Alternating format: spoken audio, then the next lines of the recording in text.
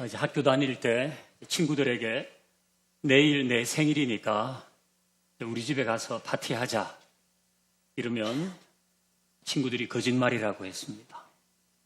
내일이 네 생일이면 내 생일도 내일이다. 뭐 이런 식으로 믿지 않았어요. 왜 그랬을까요? 제 생일이 만우절 다음 날인 4월 2일이었기 때문입니다. 저는 본의 아니게 생일 때마다 이제 거짓말하는 사람이 됐습니다. 일평생 사람들이 가장 많이 축하받는 날이 생일입니다. 내가 태어난 날이죠. 나도 기억하지만은 다른 사람도 기억해 줍니다. 해마다 돌아오는데 해마다 축하해 줍니다. 생일은 내가 세상에 태어난 가장 행복하고 복된 날이기 때문입니다. 그런데 만약 누군가가 자신이 태어난 것을 후회하면서 생일을 저주하면서 이럴 거면 차라리 태어나지 않는 게 좋았어. 왜 태어나서 이 고생이야? 이렇게 자신의 생일을 저주하고 욕한다면 이유는 분명합니다. 사는 게 너무 힘들어서 그런 겁니다. 이렇게 살 바에야 왜 태어났어? 그런 마음이죠. 성경을 보면 자신의 생일을 저주한 사람이 나오죠. 욥입니다. 욥은 차라리 태어나지 않았으면 좋았겠다고 말했습니다. 그만큼 그 인생이 고통스러웠습니다. 욥과 함께 자신의 생일을 저주한 또 한 명이 있습니다. 예레미야입니다. 우리 예레미야 이야기를 한번 들어보십시다. 예레미야 20장 14절과 15절을 같이 읽습니다. 시작.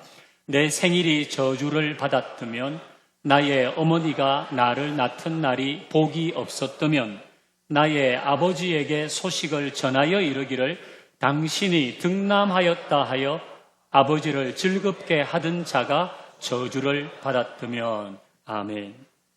예레미야는 내 생일이 저주를 받았더라면, 내가 안 태어났더라면, 우리 어머니가 그날을 복되게 여기지 않고 우리 아버지에게 아들 낳았다고 전해주는 사람이 저주를 받았더라면, 이렇게 자신의 생일을 저주하고 있습니다. 얼마나 고달팠으면 그랬을까? 한없는 연민이 생깁니다. 그 예레미야는 어떤 일이 있었길래 자신의 생일을 저주할 정도로 힘들었을까요? 오늘 본문을 읽습니다. 예레미야 20장 7절을 읽습니다. 시작. 여호와여 주께서 나를 권유하심으로 내가 그 권유를 받았사오며 주께서 나보다 강하사 이기셨으므로 내가 조롱거리가 되니 사람마다 종일토록 나를 조롱하나이다. 아멘. 그 연두색 글씨를 보시면 자기가 조롱거리가 되는데 종일 사람들이 자기를 놀리고 조롱해요. 왜 그랬나? 이제 노란 글씨를 보면 하나님의 권유를 받아서 그 권유대로 했는데 그런 일이 있었다는 것입니다. 다르게 말하면 하나님이 하라는 대로 한 거예요. 하나님이 자기를 이기셨다고 하는 것은 나는 그런 마음이 좀 없었지만 하나님이 하라고 하니까 자기는 했다는 거예요. 그런데 그 일 때문에 종일 사람들에게 시달렸습니다. 우리 예레미야 이야기를 좀 더 들어보십시다. 그 다음 절 8절도 읽어봅니다. 시작. 내가 말할 때마다 외치며 파멸과 멸망을 선포하므로 여호와의 말씀으로 말미암아 내가 종일토록 치욕과 모욕거리가 됨이니이다. 아멘. 자, 자기가 외치며 또 선포한 내용은 유다의 멸망입니다. 유다가 망할 것이다. 이게 여호와의 말씀을 따라서 그렇게 선포했는데 그것 때문에 종일 치욕과 모욕거리가 되고 생명의 위협을 받았습니다. 살해 위협을 받았죠. 이게 얼마나 힘들었던지 예레미야는 자기의 생일을 저주하고 있습니다. 예레미야의 깊은 탄식이 들려오는 듯합니다. 자, 이런 일은 저에게도 여러분에게도 조금씩 일어나는 일입니다. 우리도 비슷한 경험을 합니다. 말씀에 순종해서 그 일을 했어요. 근데 그것 때문에 도리어 이런저런 오해를 받을 때가 있습니다. 근데 하나님의 말씀에 순종하는 마음으로 그 일을 했는데 그것 때문에 언짢은 이야기를 듣기도 합니다. 순종하는 마음으로 봉사했는데 그것 때문에 몸도 상하고 마음이 힘들 때도 있습니다. 그래도 우리 중 누구도 자기 생일을 저주할 만큼 힘들거나 아프지는 않았습니다. 그런데 예레미야는 달랐어요. 너무 지치고 아팠습니다. 여러분, 이 정도면 관둬야 되는 거 아닙니까? 이 정도면 교회에서 안식년 줘야 되는 겁니다. 쉬어라. 좀 쉬어야 됩니다. 이게 쉰다고 관둔다고 누가 뭐라고 할 수 있는 상황이 아니잖아요. 자, 예레미야는 어떻게 했을까? 오늘 본문 9절을 같이 읽어봅니다. 시작. 내가 다시는 여호와를 선포하지 아니하며 그의 이름으로 말하지 아니하리라 하면 나의 마음이 불붙는 것 같아서 골수에 사무치니 답답하여 견딜 수. 아멘. 예레미야는 다른 반응을 보입니다. 물론 처음에는 예레미야도 그만두겠다는 마음을 가졌어요. 내가 다시는 하나 봐라. 다시는 여호와의 말씀 선포하지 않고 그의 이름으로 말 안 해. 예레미야도 처음에는 그만두겠다는 마음을 가졌습니다. 이제 그만하자. 할 만큼 했어. 이 말이 여기까지 차올랐습니다. 근데 이걸 딱 뱉어내려고 하면 갑자기 마음속에서 안 돼. 관두면 안 돼. 근데 하나님이 하라고 하신 거잖아. 그런 이야기가 들리는데 그 강도가 속에서 불이 일어나는 정도였어요. 내 마음이 불붙는 것 같아서 견딜 수가 없다는 겁니다. 분명히 관두자고 결심했는데 그때마다 그 결심을 뒤흔들 만큼의 강한 불이 그 속에서 일어났습니다. 아니야. 그래도 하나님의 말씀은 선포돼야지. 아니야. 그래도 주님의 일을 관둘 수는 없잖아. 이건 하나님이 나에게 맡기신 일이잖아. 이런 열망이 그 속에서 불타올랐습니다. 자신의 생일을 저주할 정도로 힘들면 포기해야 되는 것 아닙니까? 그런데 왜 계속하고 있는 것일까요? 일 중독입니까? 아니면 투지가 남달라서 그럴까요? 우리 예레미야 1장으로 가봅니다. 예레미야 1장 5절, 7절을 또 읽어보십시다. 시작.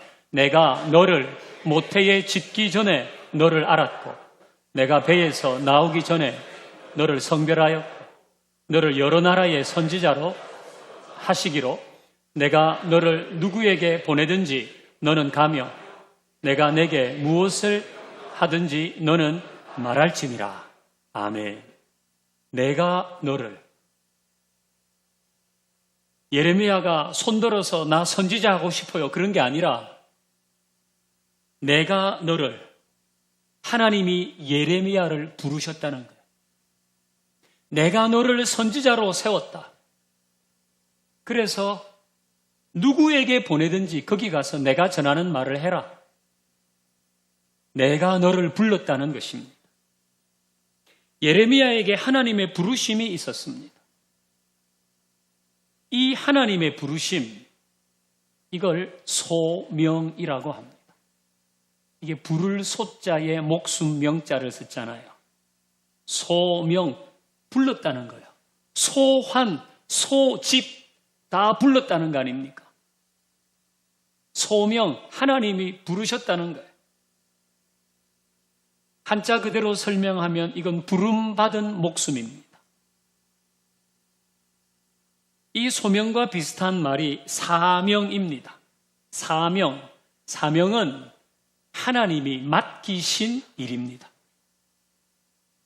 심부름 사자의 목숨 명자잖아요. 심부름하는 목숨, 일하는 목숨, 그런 뜻입니다. 과업, 부름받은 자가 해야 될 일을 사명이라고 합니다. 자, 정리하면 소명은 부르심이고 사명은 부름받은 자가 맡은 과업입니다. 예레미야의 경우 소명은 선지자로 부름받은 것입니다. 사명은 하나님의 말씀을 전하는 것입니다. 지금 예레미야는 하나님의 말씀을 전하는 그 사명으로 인해 고통을 받고 있습니다. 하나님의 말씀을 따라 유다의 멸망을 예언하는 그 사명을 감당할수록 수모를 겪고 조롱을 받았습니다. 육체적으로, 정신적으로 고통을 받았습니다. 그런데도 그가 이 사명을 놓치지 못하는 것은 소명 때문입니다. 하나님이 부르셨기 때문에 이걸 놓지 못하는 겁니다. 하나님께서 이 일을 하라고 부르신 그 부르심, 그 소명이 불타올랐어요. 야, 이제는 관두자. 이런 생각이 하루에 12번 더 생겨도 아니야. 그건 하나님이 부르신 일이잖아. 그건 하나님이 맡기신 일이잖아. 이런 마음이 불타올랐습니다. 그의 소명이 그의 사명을 끝까지 감당하게 한 것입니다. 우리에게도 소명이 있고 사명이 있습니다. 저는 목사로 부름을 받았고요. 여러분들은 장로로, 권사로, 안수집사로, 집사로, 성도로 다 부름을 받았습니다. 소명을 받은 겁니다. 그 소명을 따라 우리에게 맡기신 일을 사명으로 순종하면서 우리 교회를 섬기며 왔습니다. 물론 그간 우리의 순종이 늘 기쁘고 즐겁지만은 않았습니다. 그간 우리의 순종이 늘 즉각적인 유익을 가져오지도 않았습니다. 그 일 안 맡았으면 그 수고 안 해도 됐습니다. 그 일 안 맡았으면 이런저런 오해 안 받아도 됐습니다. 그 일 안 맡았으면 몸도 마음도 고달프지 않았을 것입니다. 하지만 순종하는 마음으로 그 일을 했기에 때로 시간에도 쫓기고 몸과 마음을 소진하고 재정도 사용하고 고난도 받았습니다. 그때마다 우리도 그만하자 이제. 이 정도면 됐다. 그런 말이 목까지 차올랐어요. 관두고 싶은 마음이 많았습니다. 그런데 그때마다 꼭 내 마음에는 또 다른 이야기가 들려오는 거예요. 아니야. 그건 하나님이 맡기신 일이잖아.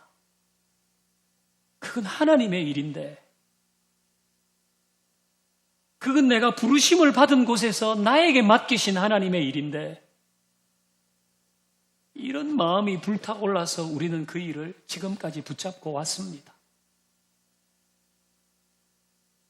예레미야처럼 분명히 관두자고 했는데 그 결심을 뒤흔들 만큼의 강한 불이 우리 속에서 일어난 것입니다. 우리가 경험한 일입니다. 우리에게 소명이 있기 때문에 그런 겁니다. 하나님께서 그 일에 나를 부르셨기 때문에 그런 겁니다. 나를 소그룹에서 리더와 헬퍼로, 또 부장으로, 차장으로, 임원으로, 교사로 다양한 사역의 현장에서 부르신 그 소명이, 그 소명의 불이 그 일을 계속 하게 한 것입니다. 저는 우리 모두가 이 불을 꺼뜨리지 않기를 바랍니다. 이 불이 계속 우리 안에서 타오를 수 있기를 바랍니다. 혹시 꺼지려고 하는 사람이 있다면 하나님의 부르심을 기억해야 합니다.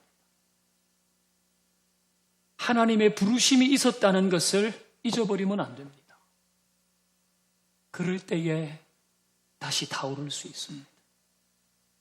하나님이 거기에 우리를 부르셨다는 것을 꼭 붙들어야 하는 것입니다. 그럴 때 우리는 부르심을 따라 사는 사람, 나이와 관계없이 세월을 거슬러서 하나님을 사랑하는 사람으로 있게 될 것입니다. 우리 모두에게 그런 은혜가 있기를 바랍니다. 그래서 우리는 우리 다 같이 소명을 따라 끝까지 사명을 감당하는 사람들이 되어 가십시다. 자, 이 소명과 관련해서 또 하나 살펴야 될 게 있는데요. 그건 직업 소명설이라는 것입니다. 직업 소명설. 이 직업 소명설은 종교 개혁자들, 특히 루터의 신학적 결론입니다. 그러니까 루터는 성직자만 하나님이 부르신 게 아니다. 그 당시 사제와 신부만을 하나님이 부르신 것이 아니라 모든 믿는 자는 하나님이 부르셨다. 그 얘기를 했고, 또 하나, 하나님은 우리를 교회 안에서만 부르신 것이 아니라 세상에서 우리가 가지고 있는 직업을 통해서도 우리를 부르셨다. 이게 루터의 신학적인 고민의 결론입니다. 그게 직업 소명설입니다. 그러니까 우리의 직업은 생계를 위해서만 있는 것이 아니라 거기에 하나님의 부르심이 있다는 소명을 가지고 임해야 하는 일이다. 그런 것입니다. 여러분, 세상에 직업은 몇 가지나 됩니까? 엄청나게 많습니다. 여러분은 그 중에 어떤 일을 하고 계신가요? 요즘은 무직도일이에요. 그 직자가 직업할 때 직자랑 똑같지 않습니다. 전업주부에서부터 임시직에 이르기까지 세상에 많은 직업이 있고 나도 그 중에 하나의 일을 하고 있습니다. 그런데 그 모든 일에 하나님이 주신 소명이 있다고 생각한다면 우리에게 많은 궁금증이 생깁니다. 세상에 직업이 그렇게 많은데 내가 지금 이 직업을 가지고 있는데 거기에 하나님의 부르심이 있다? 그럼 우리에게는 궁금증이 많이 생깁니다.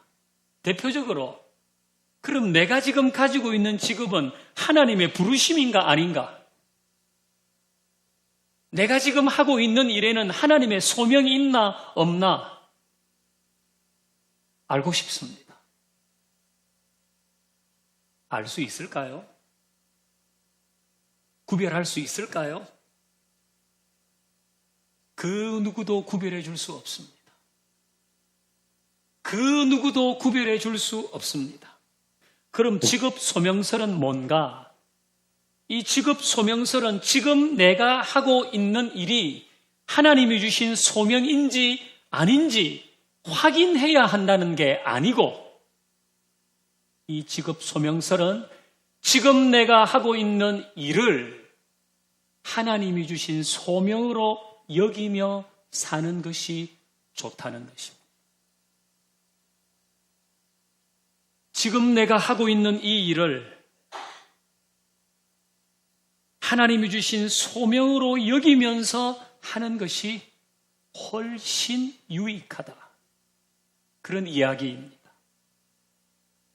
어떤 사람은 내가 잘하는 일, 그러면서 내가 하고 싶은 일을 하는데 생계가 유지되는 사람이 있습니다. 이거 정말 좋은 경우 아닙니까? 내가 그 일을 잘하거든요. 그 일을 엄청 하고 싶은데 그 일을 하면 생계도 유지돼요. 다 이런 게 아닙니다. 어떤 사람은 그 일을 별로 하고 싶지 않아요. 그 일이 안 좋아요. 그리고 그 일을 할 때 그렇게 막 신이 나거나 기쁘지 않아요. 그렇지만 그 일을 합니다. 아니, 해야 합니다.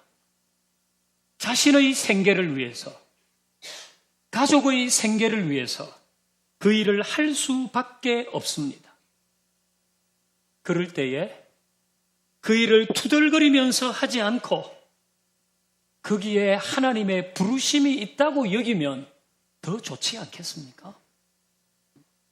우리 그리스도인들은 얼마든지 그렇게 나의 세속적인 직업에도 하나님의 부르심이 있다고 여기며 살 수 있는 사람들입니다.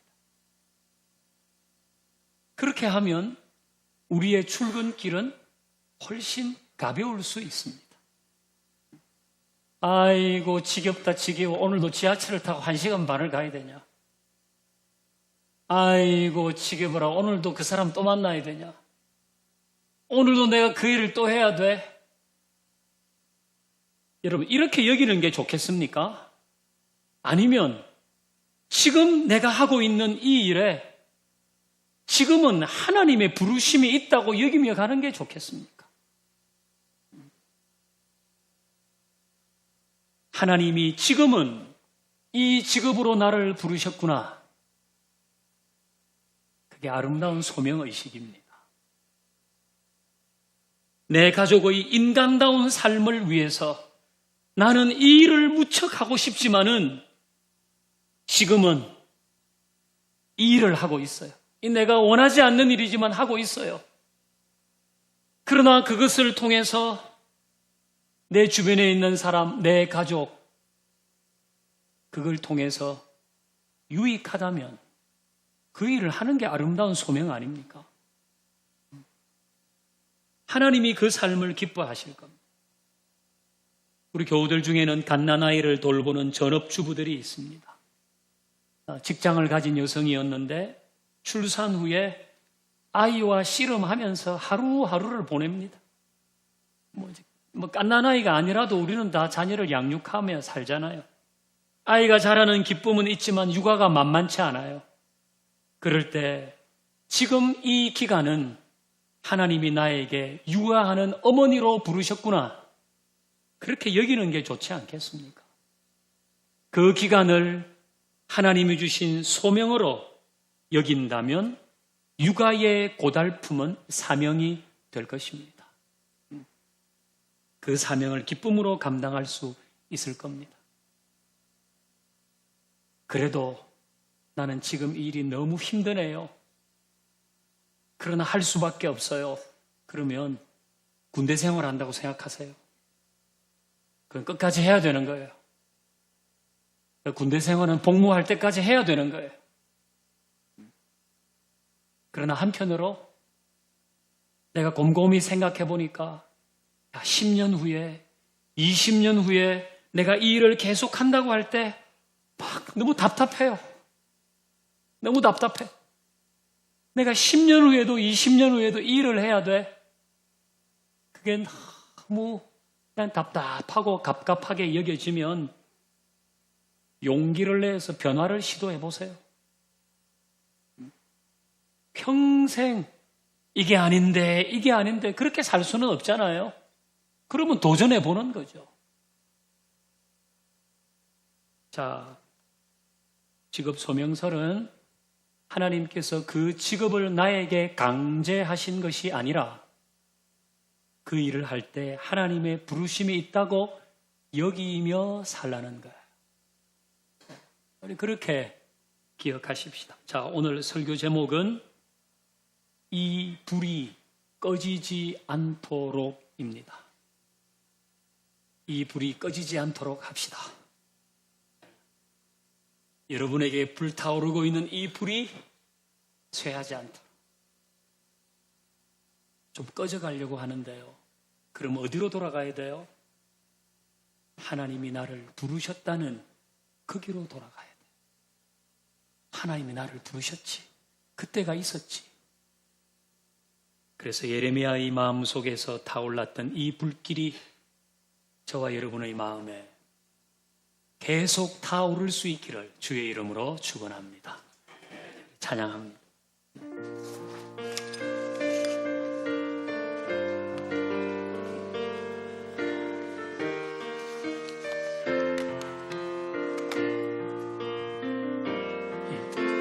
주님 다시 오실 때까지 나는 이 길을 가리라.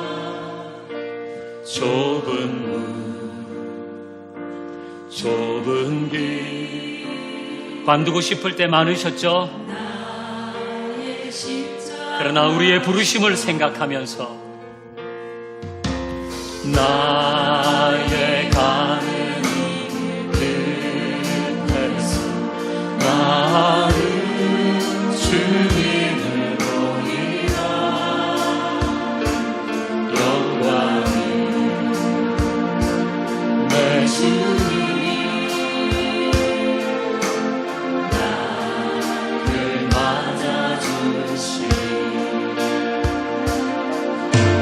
주님 다시 오실 때까지 부르심을 따라서 사명을 감당하겠습니다.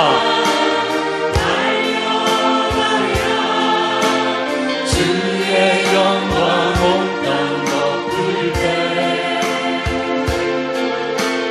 나는 일어나 노래하리. 우리 두 손 들어 찬양합니다. 내 사모하는 주님, 우리를 부르신 주님, 세상 부르시라. 내 사모하는 주님, 영광의 왕이. 주님 다시 오실 때까지 나는 일어나. 주님 다시 오실 때까지 우리 다 이렇게 사십시다. 이 불이 꺼지지 않도록 주의